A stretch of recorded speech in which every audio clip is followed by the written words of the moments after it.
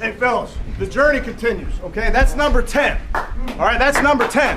Now, this is a resilient bunch. Sometimes you try to prove how resilient you are, okay, in the last fourth quarter there, okay? But take care of our business, and that's what we did today. Defensively, 2 takeaways, JOK and Duran.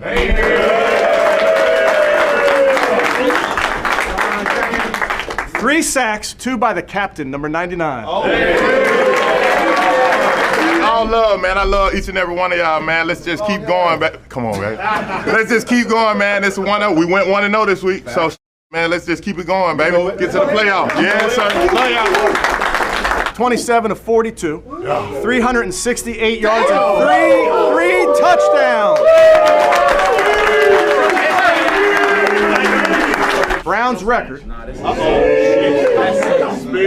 265 yards. 11 catches, 2 touchdowns by number 2. Hey, man. Hey, let's keep going 1-0 every week, bro. When we play our brand of football, nobody could play with us, man. I love you, boys. Good teams win on Sunday, like I said, and turn around and win on Thursday. Good teams win on Sunday, turn around and win on Thursday. Now, you win on Thursday, you've earned that second season. That's what's at stake right now. You win on Thursday, you earn it. You grab that ticket, okay? So that's what's in front of us. But it's time to go to work, and that thing is right there for us to go grab. You know how we're gonna do it? By going 1-0 on Thursday night. Team on 3. 1, 2, 3.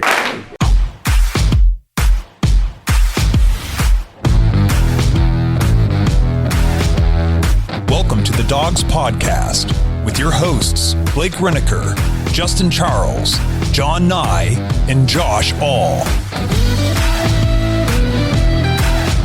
What's up, Browns fans? Welcome back to Victory Tuesday. Hopefully you guys all had a great Christmas. Christmas came early for the Browns fans in the world, getting a huge 36-22 win over the Houston Texans down in Houston. Wasn't as close as the final score indicated. No. It was pretty much an old school beatdown for 3.5 quarters. Happy to be back in the studio with the dogs today, day after Christmas. Happy to be here with all of you in the chat. Hopefully you guys had a great Christmas. We're switching things up a little bit today. John is not only going to sit here and not talk, he's also going to control the cameras. No, we're going to get John's input today, but he is controlling the cameras. We're switching it up a little bit. We're giving him a little bit more responsibility. We like what he's been doing. Well, and also with the new studio, I haven't had an opportunity to get the other camera set up. You guys remember from the old studio, if you watched the show before, we had multiple camera angles. Yep. Just haven't had an opportunity to get them up. I needed a couple extra cords. Got him. This is also going to be my last episode. He's taking this big paycheck for being a camera operator and running into the sunset after this one. So we get some that tank of gas. See how far it gets me. If we get some wonky camera angles tonight, it's for John. But he's in his 90-day probationary period. But there's a lot of hope in management that he's really going to be the guy for the job here. Let's go 1-0 tonight, John. Let's go 1-0. If you do, we'll do like a Kevin Stefanski victory speech for you. I like to spun this as one. Yeah. When we do our brand of camera operating, nobody can podcast with us. What is our brand? I didn't get a rundown. It's late. So obviously big win for the Browns. We love messing with John here, as you guys all know. But as we're letting this chat fill up, I want to remind you guys, if you want to get your voicemails and your intros on the show, head to thedogspodcast.com, tap leave voicemail on the drop-down menu. While you're there, you can also check out the merch store. We still have our whatever effing takes t-shirts, and every week I feel like that mantra just becomes more and more apparent. I mean, D'Anthony Bell is doing kickoffs, whatever it freaking takes. Yeah. You know what I mean? Just that's what this team does. This is kind of what they've embodied throughout the season. So those t-shirts are still out there. You can find the merch store through the website, thedogspodcast.com, right after you get done leaving us an intro and a voicemail. So you can hear yourself on the show that's taking the world, or at least our worlds, by storm. So again, we're getting into everything that had to do with the game, the highs and the lows. The highs being our passing game, the lows being our running game. There's a lot of stuff to get into. What happened there in the fourth quarter? Why it become such a game? We're going to break down everything, give you our thoughts, get your guys' thoughts. We got some voicemails to get to. While we're letting the chat fill up, though, remember you can find us on Instagram, Twitter, Facebook, and TikTok. If you're watching on YouTube, please like and subscribe. Make sure you tap the notification bell so you never miss any of the new content we're putting out. Somebody posted our video on Reddit. I saw, so that was pretty cool. We appreciate that. If you're watching, you're the person who put it on Reddit. We appreciate that. That was one of the midweek episodes I think Josh put out, or DF, somebody. So that person obviously had the notification bell tapped because they got the notification that there's an episode out and they went and put it on Reddit. So we appreciate that. If you prefer to just listen to the episode, you can find it on Apple, Spotify, and Google. Don't forget to leave a 5-star review on there if you feel so obliged. It helps us out. We're trying to grow all these platforms throughout this season and heading into the postseason, hopefully. Lastly, if you're looking for more Dogs content, head to jointhedogs.com, become an official Dog Pack member on the Patreon page, access to the private Discord, which is the highlight, extra episode every week that you get to be a part of.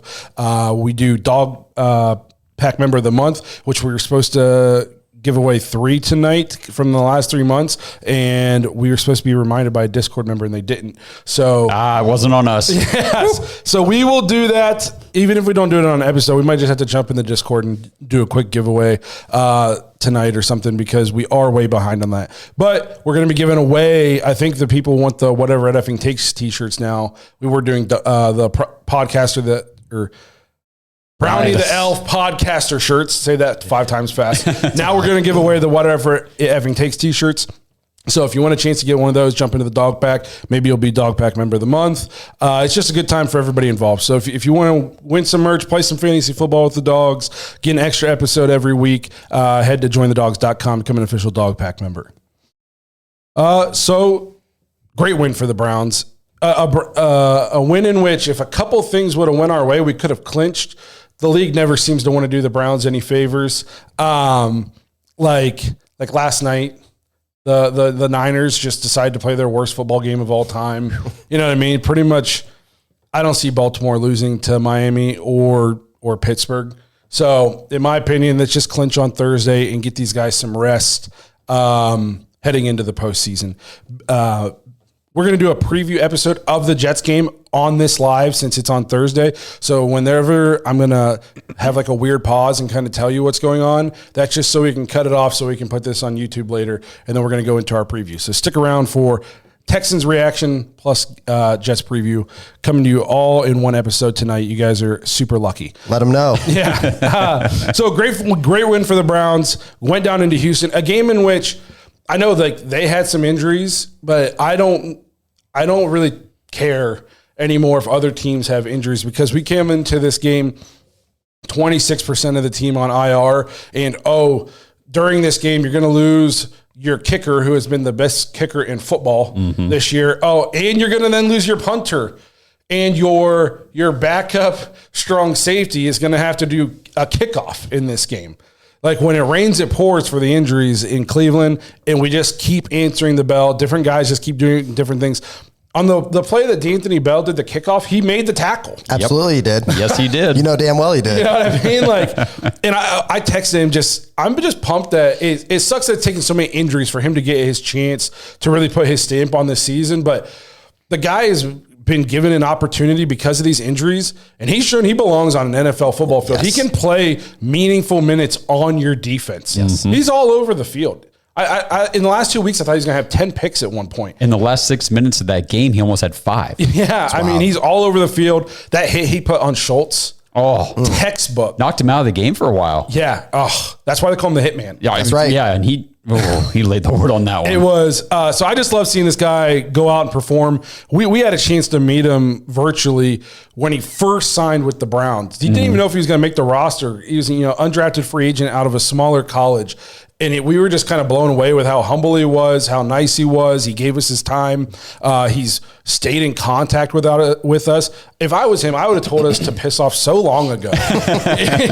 Then we met him up at training camp this year. You know what I mean? He's gotten us tickets to a game. Like, he's just been like the most down to earth, humble guy, and he's getting an opportunity, and he's showing out on the biggest stage on a team that's got a chance, like a 99.9% chance to be playing playoff football this year. So I wanted to give him a shout out at the start of this episode because it's been awesome getting to see him do his thing for the defense, and we're always appreciative of his time. And like I said, I would have quit answering my text messages months and months ago, and the dude always answers. So we always appreciate that guy.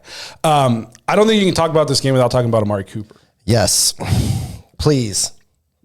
Should I hit the Blake button real quick? No, you go ahead. Why don't we hit the John button? Let's get your John. What are your impressions? Because you text me. So John texts me.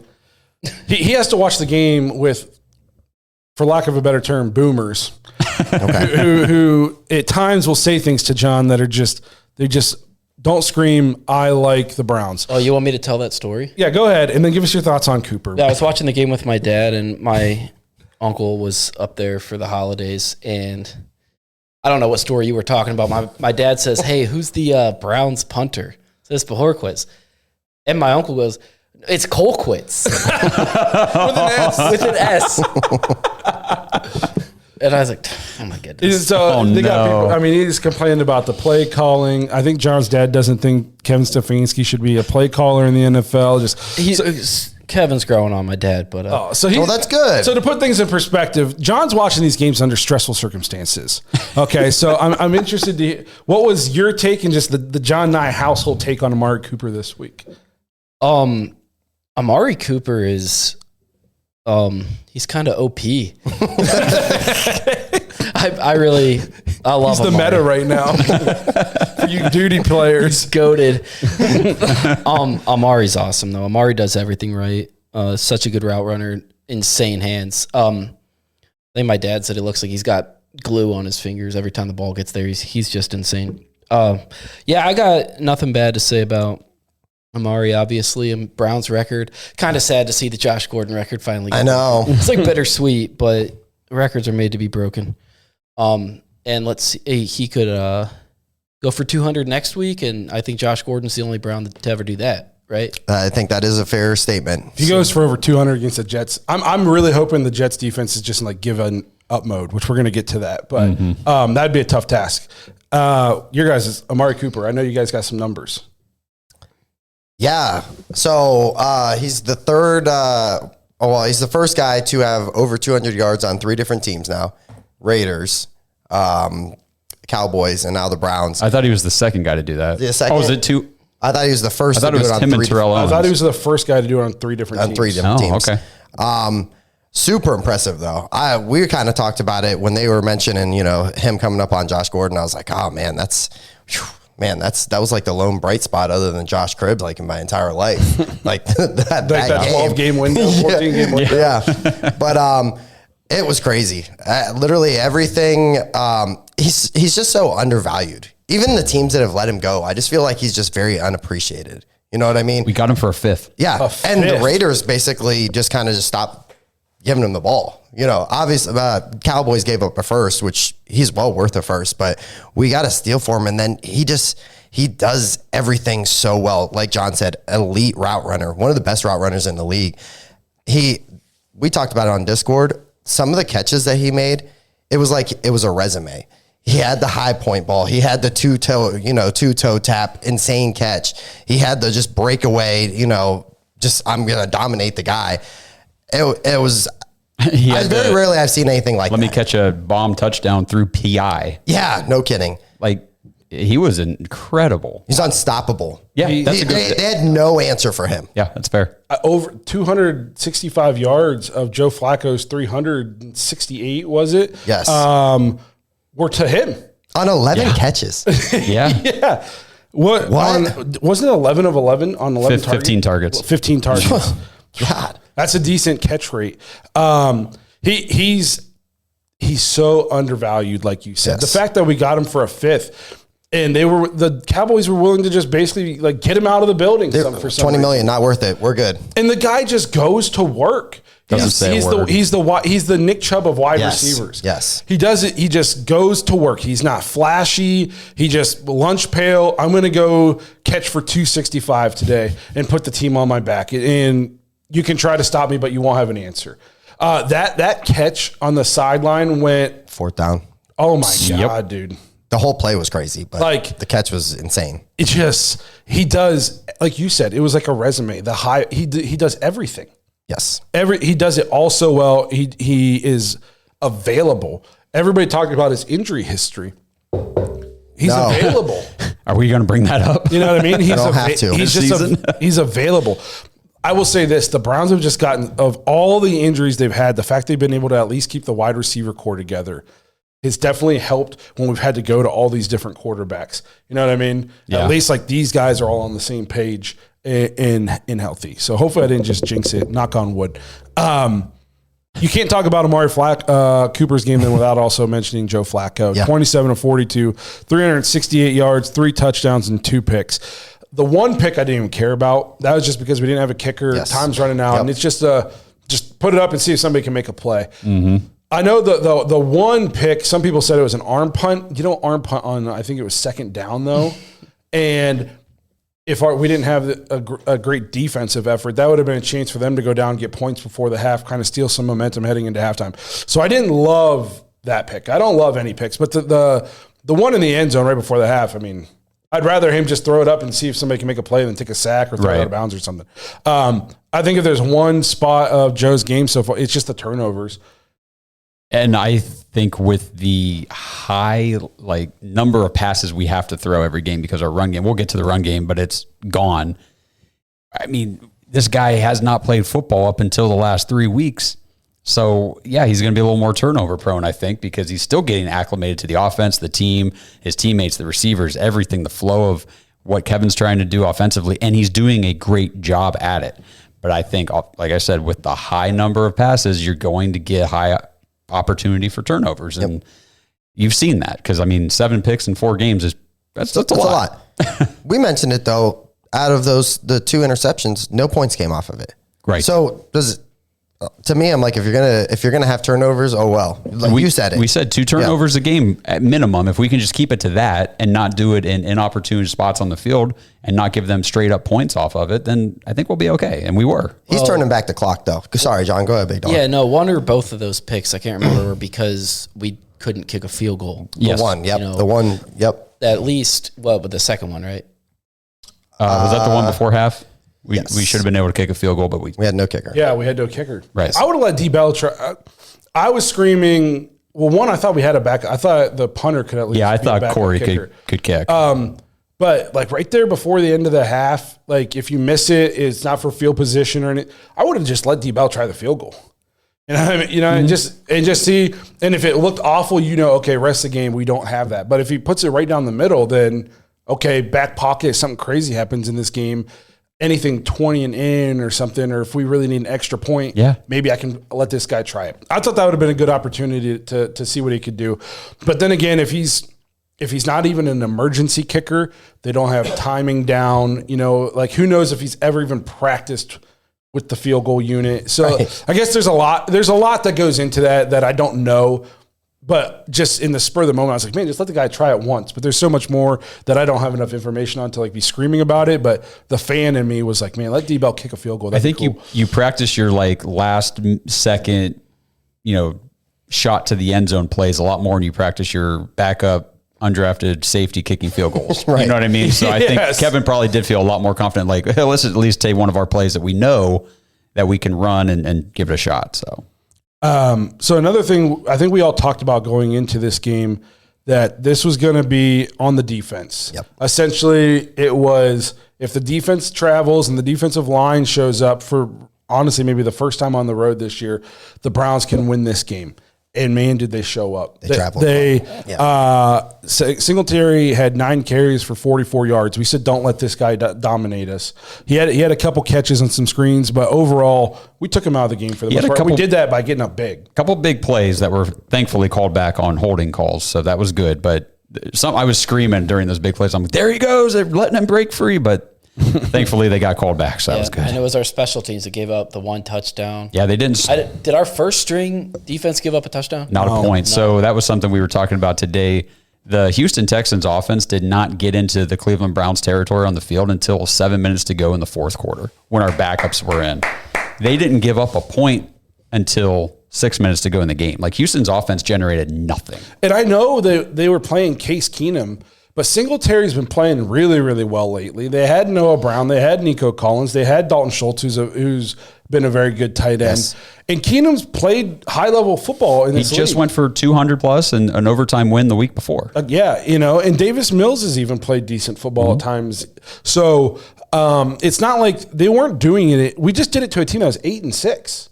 Yeah. And I understand they had injuries, but nobody's more injured than us. Yeah, that doesn't fly with Browns. Yeah, you can say, well, we had to play Case Keenum. We had to play Joe Flacco. He wasn't even on our team to start. At least Case has been there all year. Yeah, and so I kind of want to, with talking about the Flacco thing, I wanted to kind of talk for a minute. Is Stefanski's offense still a high school offense? I'm asking, for a friend. Because everybody, I keep saying, seeing a lot of people say, well, we didn't know Joe Flacco was going to come in and save you guys this year. Joe Flacco isn't as good as he's showing right now, most likely. Okay, this is a lot of coaching. And credit to Joe. He's playing well and he's putting the ball where it needs to be. But Joe Flacco was not in the league this year. He's on his couch. He couldn't get on the field for the Jets last year at Zach Wilson. He's been a journeyman for the last 4 or 5 years. And everybody, when we signed him, said there's a reason he's been on the couch. So then you can't turn around and tell me, well, Joe Flacco's so good. Maybe the Browns have great coaches. Maybe Kevin Stefanski knows what he's doing. Maybe he can call plays. We did win a game, with P.J. Walker and Dorian Thompson-Robinson. So, yeah. And Jacoby Brissett. There's a trend here, guys. Yeah. There's a trend. Not to take away credit from Joe Flacco, but do you think if Joe Flacco went to the Jets, if they would have called him this year, do you think he'd be doing this for the Jets? No. He'd look lost. They'd be flopping back and forth between him and Zach Wilson. Mm-hmm. There is a reason he was able to come onto this team and just slide in and start throwing bombs. Kevin Stefanski knows what he's doing on the offensive side of the ball. Is he perfect all the time? No. Is there? I wish we'd do more pre-snap motion and stuff like that. Yes, but he knows what he's doing, and he can call an offense. I saw since Joe Flacco has come in. Let me pull up this picture. I had some stats for the Browns offense. I got to get through all the pictures of my child. The Browns are 4th in total yards, 5th in points, and 3rd in touchdowns per game over the last 3 weeks, and we have 0 run game. Okay, yes, so that's very true. Everybody, Kevin Stefanski, I think I saw now has the lowest odds to be coach of the year, or highest odds. Okay, to be coach of the year. If we clinch with a week to go, just hand the guy the award. Just give it to him, because there isn't anybody. I've heard Dan Campbell's name get thrown around. Again, I'm a huge Dan Campbell fan, but he's had his entire team basically healthy all year. Oh, they lost David Montgomery for some games. Oh, they got to bring in their top 10 running back pick, who, and everybody picked them to win a lot of games. Yes, and they were picked to win the division. They were picked to be great. Yes. Some people picked us with a healthy roster to win 6 games. Imagine what they would have picked if they knew Chubb and Deshaun would be out. Yes. 3 games. Maybe. If you would have asked me that, I'm a Brown optimist, man. I'm like, no matter what, we'll be okay.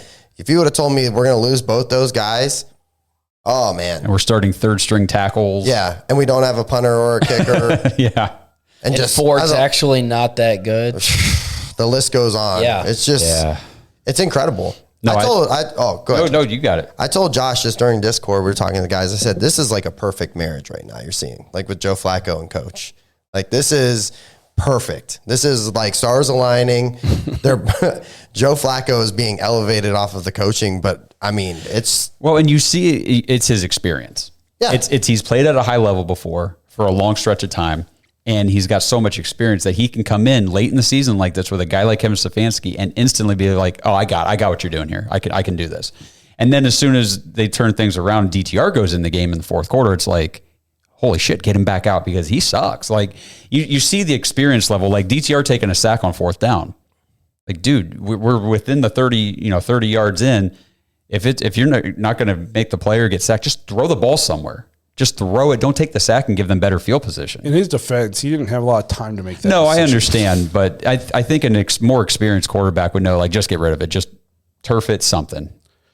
Speaking of and that's where he got hurt. Yeah. How bad does it? We can't even put our backups in the game to close it out without losing the backup quarterback for the rest of the year. For probably the rest of the year. Yeah, probably the rest of the year. And it's I know he wasn't doing a ton, but I loved having him in the back pocket for those little wrinkles. Yes. The 2-point conversion. You kept talking about all the stuff we could potentially see him do, and I was excited to see when it finally started to happen, because we were still kind of just using him sparingly and setting things up. I don't think you can do that, PJ Walker. Hell no, you can't do that with PJ Walker. Like you can't put PJ Walker in and say you're just running quarterback sweep here, because who knows where he'll throw it. You know what I mean? It'll be that Niners game all over again where Stefanski, they called the play and said, you do not throw it. You're just running it here. And he still almost threw the pick. Yeah. I don't think we're going to see any more like the gadget plays and that kind of stuff. And I'd be interested to see, are we going to go sign a third quarterback, or did we already do it? I didn't see. There's nothing today, right? So far, it's just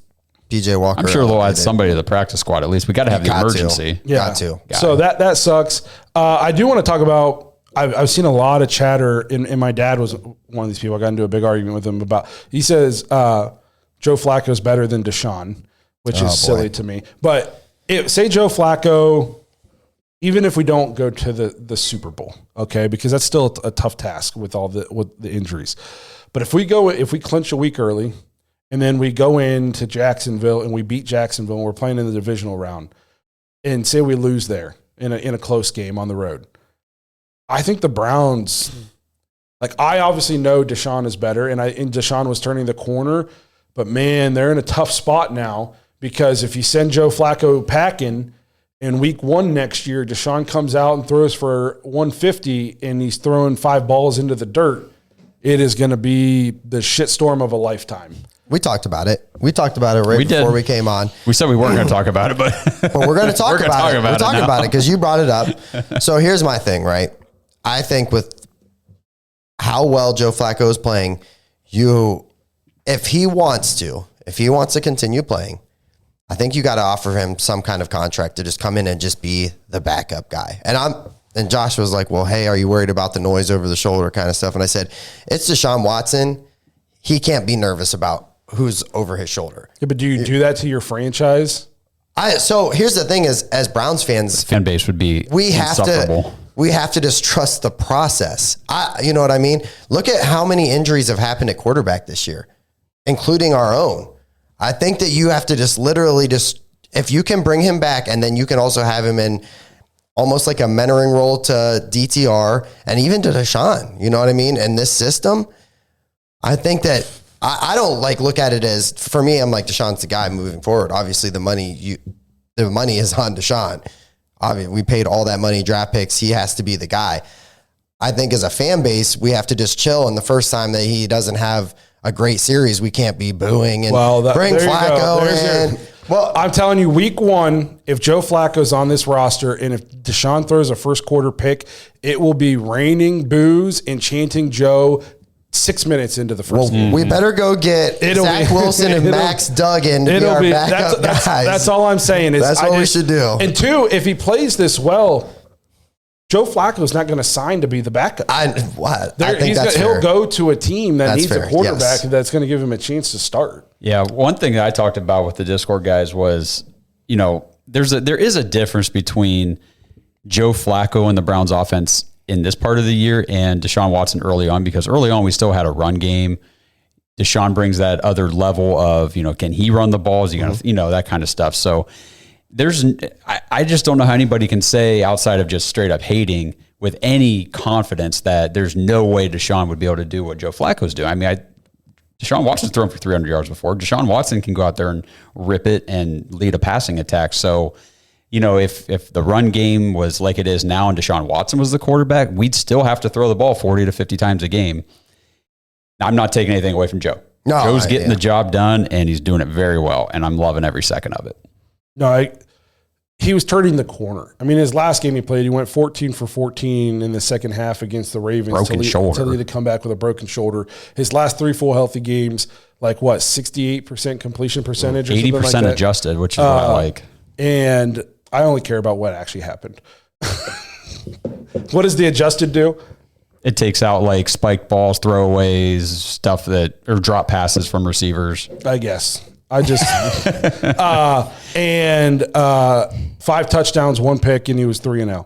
So he was turning the corner, and I'm convinced of that. Now, I do think Deshaun's got to study maybe some of what Joe has done in this play action type offense. I think there's things he can take away. I also think Stefanski has to look in the mirror and be like, okay, Deshaun isn't Joe. Maybe I do need to cater some things to Deshaun because he is going to be the quarterback for the next 3 to 4 years. And I think there's going to have to be a little bit of a hybrid. You're going to have to meet in the middle. Yes, because again, I don't know if you can. I don't have the answers. I don't know if you can have Joe Flacco on this roster next year unless he's going to be the starter. Because again, one interception and people were screaming for DTR. Yeah. And one thing with Joe Flacco and Deshaun to remember, Joe Flacco will be 39. Yes. And I know he's playing great right now. It's been 4 games we have not seen. Can Joe Flacco hold up for a whole season? Those are the kind of questions, if you're clamoring for that, you got to ask yourself those things. Deshaun's 28. He's young. I mean, he's the guy. I like what Owen said in the chat. Let me see if I can find. He said Watson with the full season this year might just have been the MVP discussion. I mean, you don't know. You have no idea how the season would have unfolded. Unfortunately, he got that shoulder injury in week 3. Yep. So, I mean, it was kind of a lost season, which sucks. But right after that, the next one, hey, he was 5-1 and it starts. I say 4-1 because the Colts game doesn't really count. He threw 5 passes. Yeah. Still 4-1. Like you said, Blake, in his last 3 games, 3-0, putting up great numbers, good stats, leading a comeback in Baltimore. That was pretty cool. I saw somebing here said, why wasn't DW doing it then? Again, I feel like we just talked about it. Why didn't he? How many 300-yard games did he have? The Tennessee game 100% should have been 300 yards. Easy. Amari Cooper was inbounds by 15 feet, and they called him out of bounds. Yep. Okay, so in Arizona, he didn't play the last quarter and a half. Right. So yeah. Is Deshaun going forward? And I understand what you're saying, Justin, because you want to have a good backup. Yes. It's the same reason Tebow couldn't get on a team anywhere after Denver.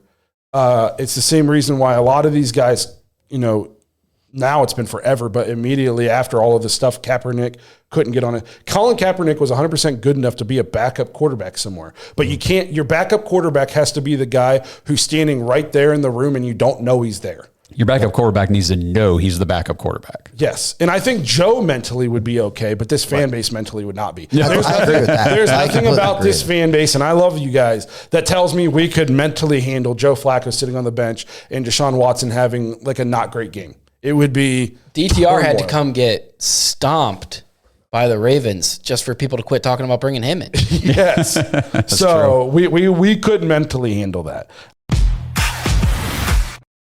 This episode is brought to you by Omaha Steaks. Browns fans, we got a great Christmas Eve gift from the Browns with that beatdown over the Texans. And if you missed out on getting Omaha Steaks holiday sale before Christmas, don't worry, because the gifts continue to flow at omahasteaks.com. Head over there and enjoy the end of season event, 50% off site-wide sale. And remember to use promo code DAWGS, DAWGS, when you check out to get an extra $30 off your order. These 50% off site-wide sales don't happen all year round. I know we just had the Thanksgiving, Black Friday, Cyber Monday sale. We had the Christmas holiday special, and now we have the end of season event. But now's the time, guys. If you have not taken advantage of the 50% off site-wide at Omaha Steaks yet this season, this is it. Get there for the end of season sale ahead of the new year and get all these great deals, these great meats. I'm telling you guys, this is the absolute best value you're going to get for this quality of meat. It's unbelievable. The food is so delicious.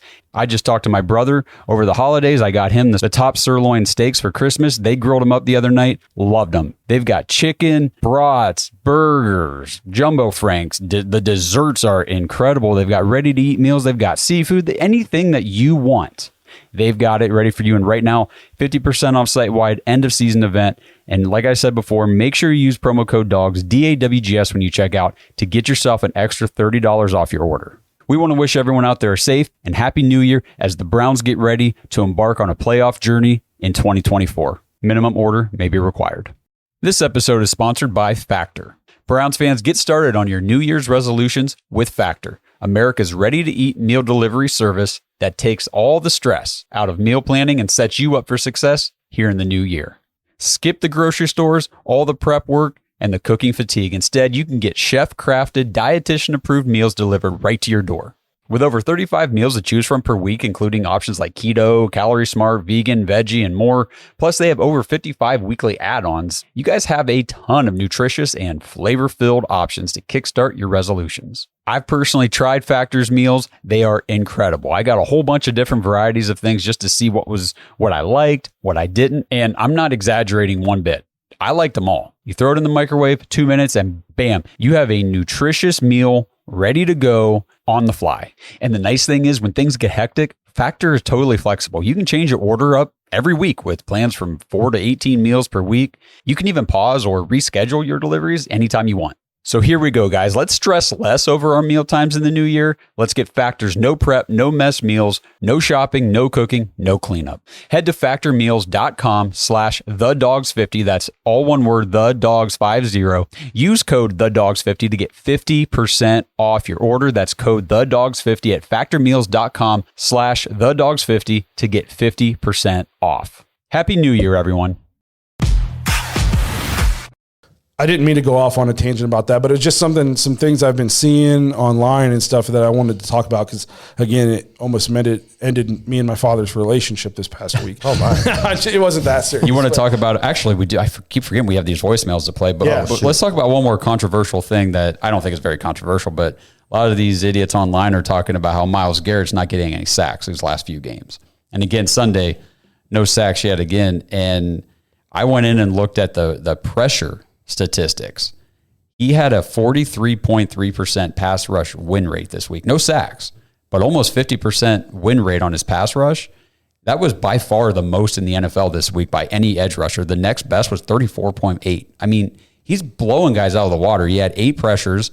That was second in the entire league. I mean, and he went up against an all-pro in Tunsil. Yeah, we got the message from Nick, too, that he's 26 pressures the last 3 weeks, first in the league. I'd like to see him get home on some of these for sure. But if you don't think Myles Garrett's impacting the game, go ask the other team's offensive coordinator who they're scheming around. Right. Who got home a couple times in this one instead? Zadarius. And he's another guy. People are like, well, he's not getting any sacks this year. Well, here you go. Now you're starting to see the impact of these other guys getting to the quarterback. I also think it's no coincidence that he hasn't had a sack since his arm got busted up. True. You know what I mean? Like, I don't think he has great range of motion and stuff like that to, like, if he's within arm's reach and be able to reach out and grab him with one arm, I don't think he's doing that anymore. Well, we've also detailed how he's getting tackled, not just held, but tackled. And I know, like, again, all these guys are dealing with it, but I don't think Myles has had a holding call called in his favor, like, in 3 weeks. I don't think so. Like, were any of these ones in this game in his, like, where he was the one being held? I don't think so. I don't think he's had a holding call since Jacksonville. So the Jacksonville game, this game, and who'd we play in between? Who'd we just play? Oh, the Bears. The Bears. Yeah. I don't think he has a holding call in 3 games. That's unbelievable. Micah Parsons hasn't had a holding call called for him. I saw it's like 40 quarters or something. Yeah, and I've seen the pictures posted online about him where he's got 2 guys grabbing here and here. Yes. It's like, so again, if anybody is watching this or we post a clip on Twitter and you're from another fan base, we're not saying that Myles Garrett is the only one getting held. Absolutely not. It's atrocious league wide. It's bad. Micah Parsons is one of the best pass rushers I ever watched in my life. How can he go almost 40 quarters, 10 games without having a holding call called in his favor? I'm pretty sure that's the number I saw. If I'm wrong, somebody can tell me, but that is insane. It's criminal. I mean, it's different standards, different rules for different positions is what it is.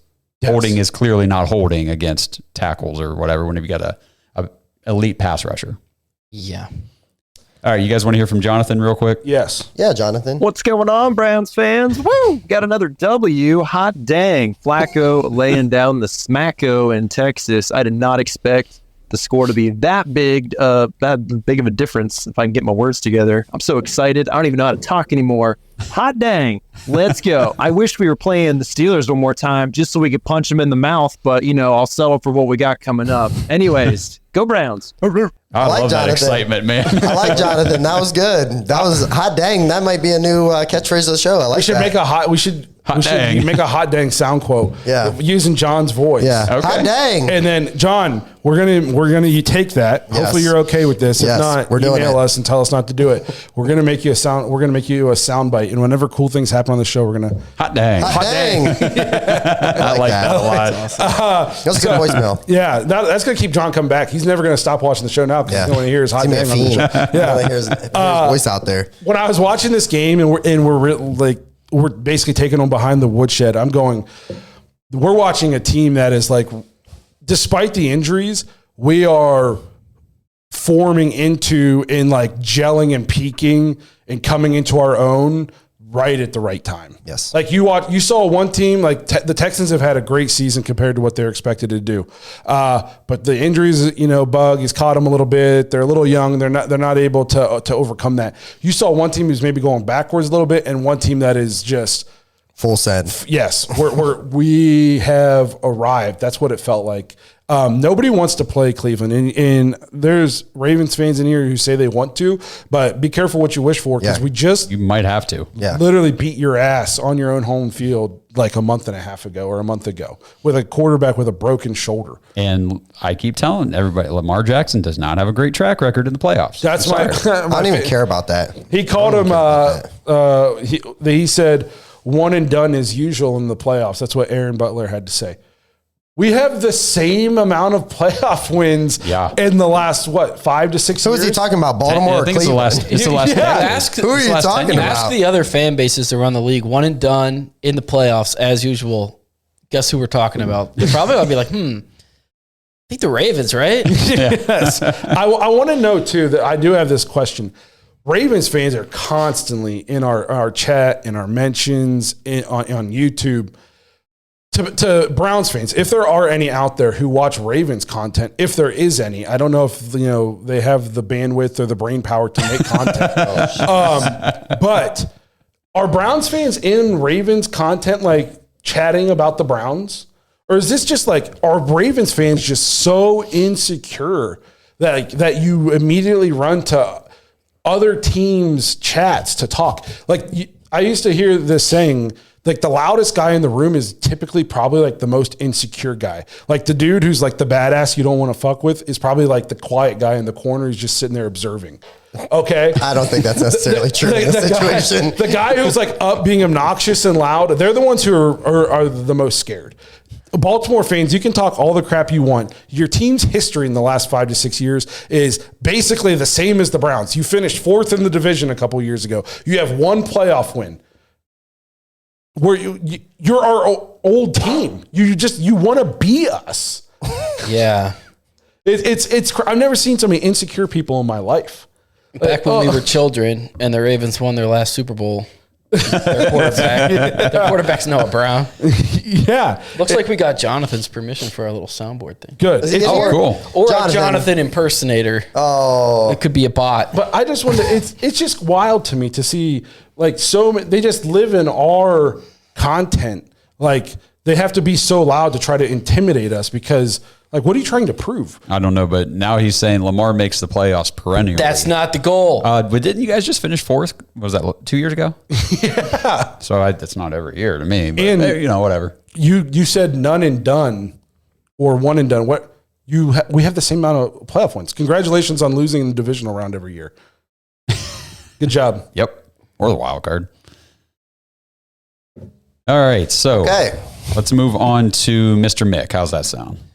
How we doing, Browns fans? It's Mr. Mick, no longer in San Diego, up in San Jose for the holidays. What a great way to kick off the holiday season, Christmas Eve, with the Browns W.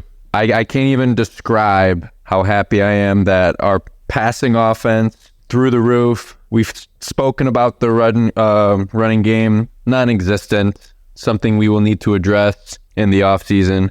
Nick Chubb comes back, but we need a backup. So, we need to look into that. Hot take, we need to sign Joe Flacco as a backup or something following this year. Because once Deshaun gets back, knocking on wood here, something happens. We need Joe Flacco or somebody that's a pure pocket passer as a backup. Because as we've seen, we have the weapons to be a pass-first offense, and this is even with our backup, even third-string line. I think we got something going here for future generations, future seasons to come. But hey, one game at a time, stack them. Let's go Brownies. Oh. We just kind of touched on the Joe Flacco thing, so we won't go back to that. I guess we should have planned better. But no, Jump the gun. I think just real quick, I think Deshaun can, again, I think he's got to look in the mirror and realize some things he's got to do better. I think Kevin's got to look in the mirror, see how he can tweak the offense a little bit to better fit Deshaun. But again, he was turning the corner, it seemed, his last 3 full healthy games. Again, I'm ecstatic for this Brown season. He said a great way to start Christmas. I was so like cloud nine. I thought I'm so nervous for every Browns game to see us come out and just take control from the start and just keep piling. Just dominate for the whole game. And I know it got a little touch and go for a minute at the end, and some people were worried. I admittedly was slightly nervous that if they score one more time, I was like, this can't come down to where we need a field goal or something. Like that would just be typical Browns. You know what I mean? If you're wondering why all of a sudden they just lit us up, our second and third stringers are currently our starters. So whenever we pull our starters, we're playing practice squad, fourth and fifth stringers. Texans still had their starters in. I mean, Davis Mills is a pretty he was drafted quarterback. Where was he drafted? Where was he drafted? Davis Mills. He was the 3rd rounder, I think. Third rounder. Okay, so it's not, he's not like a 7th round. Like he's played some football. He played a lot of football for them. So, it sucks we had to put the starters back in, but you had to understand we didn't pull starters and still have like high-level rotational guys in there. We pulled starters, and it was guys who maybe wouldn't even be on the team if we were completely healthy. Right. So I know Jim Schwartz was heated, though. He was heated. I mean, Ventrone should. I mean, the hands teams, the percentage of teams that convert an onside kick is so freaking low in the NFL. There's no reason for it to ever happen to you. And then there go the Browns out there, and it's like, you got to be kidding me. They got that? Now, if that doesn't happen, I think the rest of that fourth quarter is just kind of like you just slide on out of the stadium, we're good to go. Yep. D'Anthony Bell picks off one of those 5 passes. He was so close to a pick 6 that, would have iced the game right then and there. But either way, we definitely still had control over that. Yeah. He mentioned one thing, though, that I think we do need to touch on is the run game. John, you said something earlier about Jerome Ford kind of sucks. Yeah. I mean, it's not good. Jerome Ford was 15 carries for 25 yards, 1.7 a carry. He had a long of 10. So if you take out his long of 10, he rushed 14 times for 15 yards. I reached out to Jake Burns on Twitter today to kind of get his input. I asked him, I said, is Jerome Ford struggling, or is it the line, or is it really like both? I said, because I didn't want to get on here and just trash Jerome Ford if there's just literally nothing there. He didn't answer, so I'm waiting to hear. What a lead up, man. Yeah, I was like, hey, I wonder what he had to say about this. I didn't give him a lot of time to answer. It's kind of last minute. Hot dang. So I'm hoping if he gets back, I'll hopefully be able to put something out. I didn't want, because I haven't broken down and watched, the all 20. I'm only watching what's on TV. I barely have enough time to watch the game once. I would definitely get in trouble if I was trying to watch the game 2 and 3 times. And the other times I'm fast forwarding, rewinding, watching every play 3 times. That's what work is for. This is true. So I didn't want to just come on here and trash Jerome Ford. What I will say, just off me watching the game from my eyes, the line is clearly struggling in the run game. That there's no lie to that. But there are times where, man, it seems like there is something there, and he just doesn't make the cut. That's true. Yeah. He is slow to make the cut. He's indecisive, and he turns what even could be a 3-yard gain into a 0 to negative yard run, and it's like, we can't have that. Mm-mm. And again, I maybe it's 50-50, but to me it looks like it's 65-35. There are holes there. This is the NFL. You're not gonna get just gaping wide, huge running holes. Sometimes it's just a sliver, and you gotta be able to see it. Yeah, and there are times where it looks like if he had vision, he would be able to put a foot and hit a cut and be gone. And instead, he just keeps stringing it to the outside, kind of stutter stepping, stopping. I don't know how many times it looks like he's about to get the edge and he stops. Yeah. And it's like, man, if you just would have kept going, you might have been able to turn the corner and get 5-6 yards. But instead, you stop and you get tackled right there. And what could have been an 8-yard gain is a 3-yard gain or a 2-yard. And it's just like, he just doesn't. That's just from watching the runs one time on TV. That's what it looks like to me. It could be deeper than that. He doesn't look like he has any sort of angry running. He's got no juice, not really, like no immediate burst. Like you said, he's always dancing behind the line. Then the few times that Pierre Strong gets to come in and get a carry, I feel like, I mean, he only gets a few opportunities, but he hits a hole and he goes. And it's like, it might not always be for a huge gain, but there's an explosion there. And it's like, that's what we don't have in our run game anymore. Yeah, Pierre Strong, 5 carries for 22 yards. Again, I don't understand why he's not getting the ball more. Aside from the pass pro, argument with him, I feel like the Browns are the type of team that they stick with their guys. They believe in their guys. They give them every opportunity to continue to grow and develop. But I have not seen any sort of growth and development out of Jerome Ford. He had that game against the Ravens, and he looked great. Yeah. And we were like, man, holy crap, maybe this guy's turning the corner. And I feel like he hasn't had a game like that since. And again, I understand that the line is banged up, but man, break a tackle. Dude, you know what I mean? Like, I know maybe I sound stupid, this fat fucking guy on the podcast, telling this guy to break professional athletes' tackles. But man, you're a running back in the NFL. Like, break an arm tackle sometimes. Make something out of nothing here and there. I'm not telling you to be Nick Chubb, but 1 yard a carry, that you can't be an NFL running back in 1.7 yards per carry. No. Like, especially we're dicing them up through the air. Yeah, so they're not like stacking the box anymore. Yeah. Like, come on. And especially when Strong comes in and goes 5 for 22, averages 4.4 yards a carry.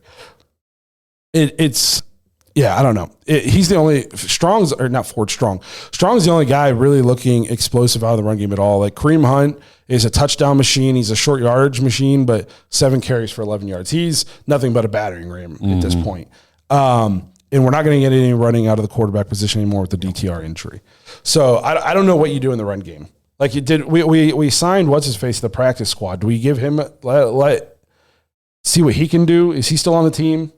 Who are you talking about? We signed him like 3-4 weeks ago. Chat, help me out. Kenyon Drake? Yeah. Oh, I don't know if he's still on the team or not. Is Kenyon Drake still on the team, He was Chat? practice squad there for a while. It's just been so frustrating watching these running backs not be able to do anything. And again, we're not blocking great up front. And teams know, maybe the Joe Flacco slinging it around will help soften up some defenses and stuff like that. But the run game is rough. It's to the point where you almost don't even want to do it. The fact that we still ran the ball 30 times is kind of like, well, good job, Kevin. Because if I was calling plays, it might have been 85 passes in no runs after one run. I would have watched it one time and been like, nope, that's anymore. Not it. So I think the sustaining the drives and keeping the ball and moving the ball downfield lended to being able to run the ball more. But Andrew Jackson said he got waived. Okay. Ford is setting up the play action. It's working. Is he setting up the play action, or is it just the Browns' history of having a good run game and Joe Flacco doing a good run fake? And Kevin Stefanski being known as a play action guy and a run offense guru that is lending to the play action working. Because you can't tell me that his 1.7 yards per carry is what is setting up the great play action. Yeah. What, did something happen in the chat? I'm just laughing at some. Never mind. What are you laughing at? I don't like to. Just do it. Say it right now. Aaron Butler. He just makes me laugh. Why? I think you called him an AI one time, which made me laugh. He's not a real person. Don't even know who on team. Loser. Nice grammar. Shit cuts deep. I'm sorry, we don't have our practice squad completely memorized by heart. It changes every week. You'll have to understand, Aaron. Well, some of us have these things called lives. we have like a wife and a child and a job, and we don't just sit in the public library with the free internet because we don't have our own and look up every single thing about the Ravens or our team. Oh, he doesn't know their practice squad guys either. I bet you he knows does. their practice squad. He knows their weight. He knows their wingspan. He knows their size. He knows everything. That's what happens. Kind of wait for that. When you're powered by Chat GPT. You ready for Brad Moneymaker this week? Hell yeah, you know I am. Yo, what's up, Browns fan? This is Brad Moneymaker. Yo, we got a Christmas present. Joe Flacco and Amari Cooper. Oh, yes. Not a huge fan of both our kicker and punter both being hurt at the same time. Hopefully we figure that out or heal up fast enough by Thursday, but I have a feeling we're going to have to move around some pieces at least for Thursday somehow with that, or who knows. Defense was looking real legit. Obviously, sitting some of our starters in that game wasn't a great idea, but I mean, I like the sentiment, but our backups are practice squad guys. So yeah, that's where we're at. Anyways, I hope you guys all had a great Christmas. Merry Christmas to all you guys. Let's go. That was a very serious Brad Moneymaker. Yeah, that's the most That was the most serious I've seen that. Seen that guy come through on the voicemail. So he talked to, I think before we wrap up the Texans part of the show, we should talk about the guys we signed. I know we signed a kicker, Josh. You have some information on. Yeah, so we signed Riley Patterson. He, I believe this was his third season in the league. He's 24. He's a young guy, but he played most of this season with the Detroit Lions, 15 of 17 field goals, 35 of 37 PAT. The big one for me was this season he's been 100% perfect from 30 to 49 yards. And I think his only two misses, he was like 1 of 2 or 2 of 3 from 20 to 29. And then he's 1 of 2 from 50 plus, as long as 52. So I've seen a lot of people talk about the biggest concern with him is the fact that he's been primarily a dome kicker. My hope here is this is just like a 1 week rental. I know Hopkins is week to week, but man, I'm hoping or 2 week rental. I'm hoping he misses this week. Hopefully we win and clinch. Don't need him next week. We don't week. need him in week 18, and then Hopkins is good for that divisional round. That's what the wild card round. The wild card round, yeah.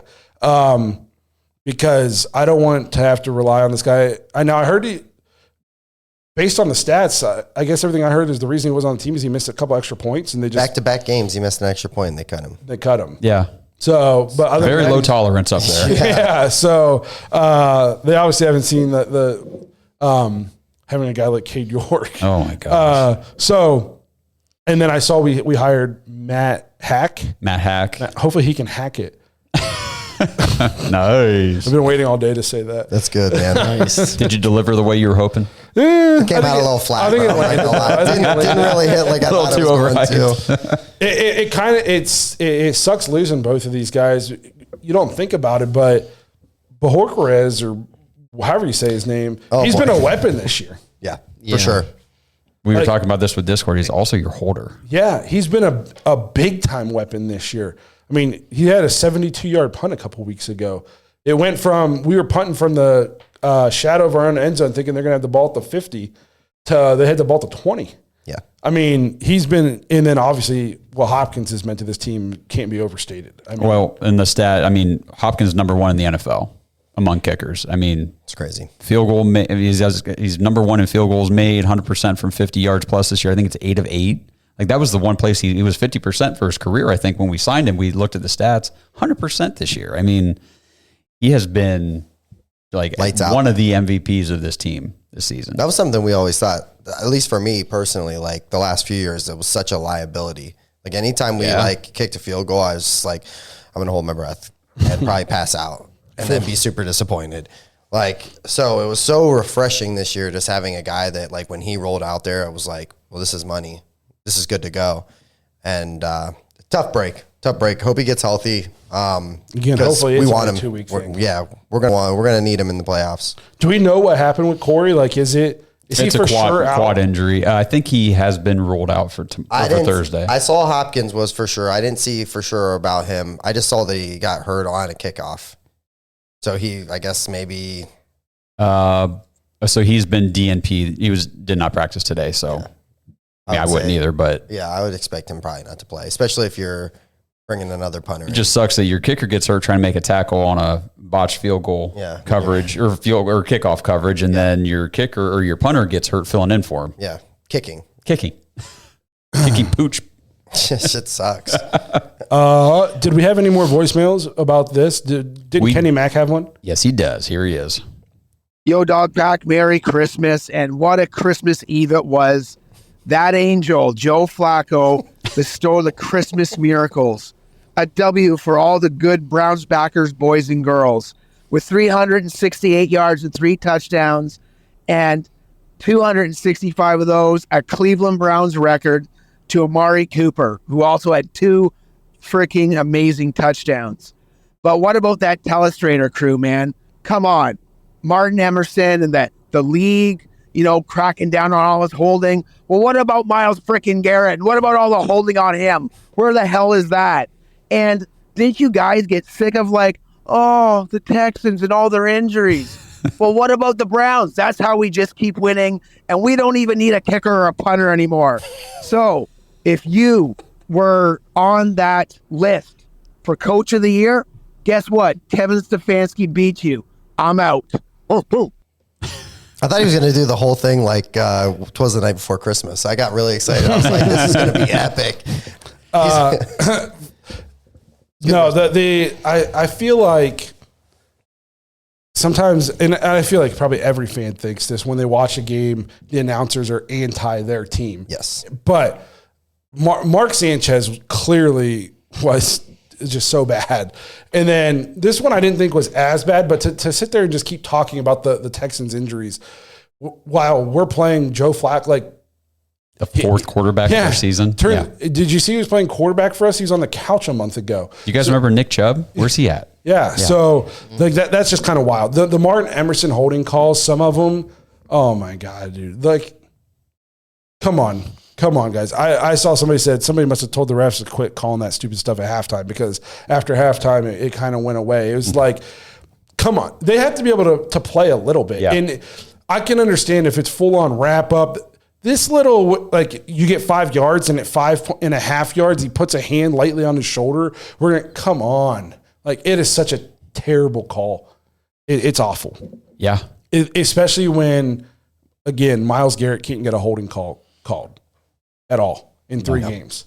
But still, Case Keenum, 62 yards passing. Our defense, and we kind of opened the show talking about our defense, how we've been just saying all season, can we travel? Can we just go on the road once and be elite? We're elite at home all the time. Why can't we just go on the road and be, I think I talked about last, I said, can we just be 80% of what we are at home? Well, we went and we were all of it. Made a statement. Yes. I'm pumped about the Thursday game being at home. A chance to clinch at home is awesome. Playoff environment. Yep. It will be. That's what it's going to feel like. So, all right, we're going to wrap up the Texans portion part. If you're listening to this on the audio part, it's going to just randomly end.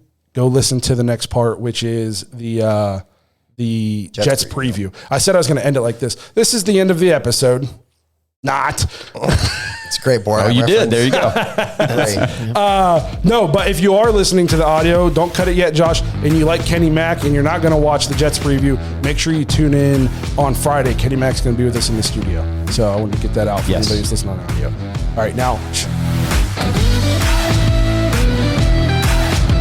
Thanks for listening to another episode of the Dogs Podcast. Make sure you subscribe on YouTube and follow us on Twitter at The Dogs Podcast. Get your thoughts on the show at thedogspodcast.com.